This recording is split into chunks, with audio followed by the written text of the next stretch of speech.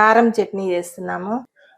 Oil stove తో పని లేకుండా మనము కారం చట్నీ చేస్తున్నాము. ఇంత కొబ్బరి తీసుకున్నాము, దీన్ని ముక్కలు చేసుకోవాలి. పచ్చి కొబ్బరి లేకపోతే ఎండుదైనా వేసుకోవచ్చు. పచ్చి కొబ్బరి వేస్తే కొంచెం బాగా టేస్ట్ వస్తది. 2 వెల్లుల్లిపాయ రెబ్బలు, ఇవి కాశ్మీరీ మిరపకాయ 5-6 వేసుకుంటే బాగా కలర్ వస్తాయి. దుమ్ము ఉంటుందని కడిగామంతే, నానబెట్టలేదు. ఇవి చిన్నవిగా ఉన్నాయి. ఒక 10 ఎండుమిర్చి, ఇవి కూడా కడిగేసాను. ఇలా తుంచేసుకొని దానికి పుట్నాల పప్పులు, తినేశనగపప్పులు ఒక అరకప్పు ఇవి వేసుకోవాలి.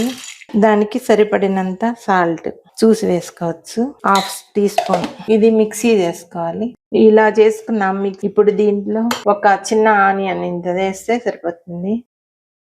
ఇలా కట్ చేసి వేసుకోవాలి. చిన్న ఆనియన్, మనము ఎంత చట్నీ కావాలో కారం చట్నీ అంతకి ఎక్కువ మిర్చి వేసుకున్నామంటే ఇంకొంచెం పెద్ద ఆనియన్ అలా పెంచుకుంటే సరిపోతుంది. తక్కువ వేసుకోవాలన్నా తక్కువ చేసుకోవచ్చు. దాంట్లో కొంచెము లెమన్, దీనికి సరిపోయినంత లెమన్, దానికి తగిన కొంచెం నీళ్ళు వేసి మళ్ళీ చూసి వేసుకోవచ్చు. 1 గ్లాస్ వేసాను. మిక్సీ చేసుకున్నాం. మధ్య మధ్యలో కలుపుతూ ఇలా మిక్సీ చేసుకున్నాము. ఇలా చేసుకుంటే సరిపోతుంది. ఇలా చాలా టేస్ట్ గా ఉంటుంది. పప్పులు వేసాము కదా, పుట్నాల పప్పులు. ఇప్పుడు దీన్ని ఒక బౌల్లోకి వేసుకోవాలి.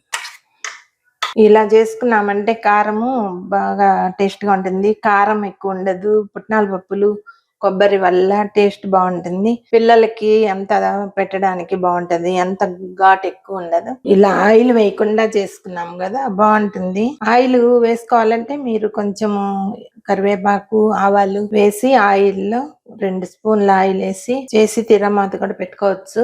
ఇలానే చేసుకుంటా, ఆయిల్ లేకుండా బాగుంటుంది. అది చేసి చూడండి, నచ్చితే చేసుకొని చెప్పండి.